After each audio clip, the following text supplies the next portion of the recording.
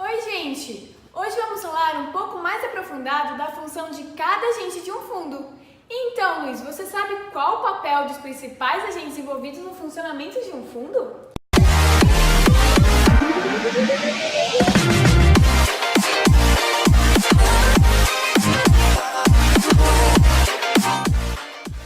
Então, Juliana, eu sei que dentro de um fundo de investimentos temos o administrador, o gestor, o custodiante, o auditor e o distribuidor. Isso mesmo, Luiz! O administrador é quem cuida do dia a dia do fundo, controlando todos os prestadores de serviço.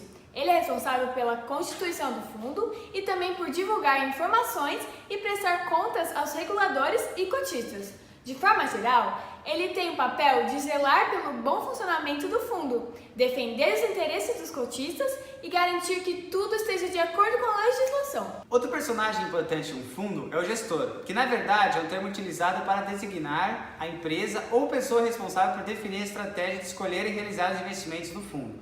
Portanto, é ele quem administra a carteira de investimentos e toma as decisões de compra e venda, de acordo com os objetivos e política de investimento estabelecida no regulamento do fundo.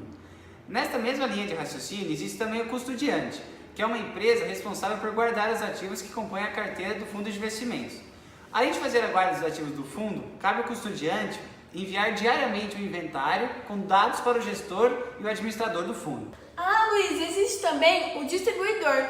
Ele é responsável por distribuir as cotas entre os investidores e funciona como uma ponte entre o cotista e o fundo. Sua principal função é definir o perfil de risco do cliente, se ele é conservador, moderado ou arrojado. A partir daí, ele só aconselha investimentos condizentes com o perfil do cotista. Entretanto, é importante dizer que é sempre o cliente quem decide se prefere correr mais riscos ou não. Os principais distribuidores de fundos são os bancos de varejo, corretoras e distribuidoras de títulos e valores mobiliários. Também temos o auditor, que é uma empresa que fica responsável por revisar as demonstrações financeiras, as contas e os documentos do fundo anualmente, prevenindo fraudes. E o investidor é o que chamamos de cotista, pois é ele quem detém as cotas de um fundo. Mas você, Juliana, já sabe que tipo de investidora você é? Olha, Luiz, existem 3 tipos de investidores.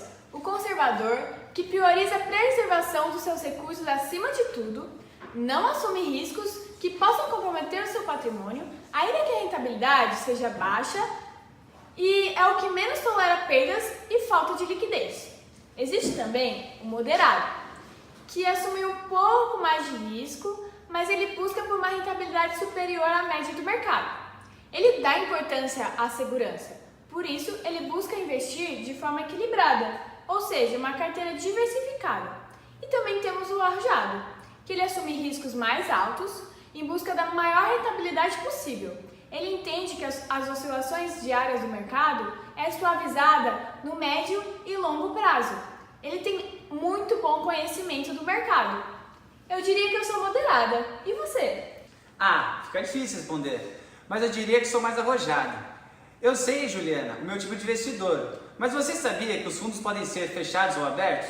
Sim, Luiz. Os fundos abertos, por exemplo, permitem a entrada dos novos cotistas em qualquer momento. Permitem que os cotistas aumentem suas cotas investindo mais e também permitem que os cotistas resgatem suas cotas ou liquidem quando desejarem. E podem ser fundo em ações, multimercado. Mas tudo isso tem tributação? Sim, Luiz. Existe uma tributação justamente por essa facilidade de entrada e saída do fundo, mas eu te garanto que a liquidez é bem maior. Nos fundos fechados, o número de cotas é limitado e existe um prazo de duração.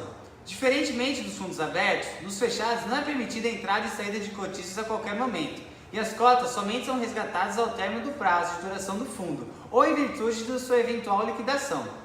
Se um cotista quiser ou precisar sair do fundo antes do prazo, ele só poderá fazer caso haja deliberação por parte da Assembleia Geral dos Cotistas, ou através da negociação, que é a venda, das cotas para outro investidor interessado ou por transferência de cotas de comum acordo entre cedente e cessionário. Depois dessa aula de estrutura de fundo de investimento, você já sabe qual tipo de investidor você é. Já sabe também quais são as funções dos agentes por detrás da estrutura dos fundos de investimentos. E também sabe a diferença entre fundo aberto e fundo fechado.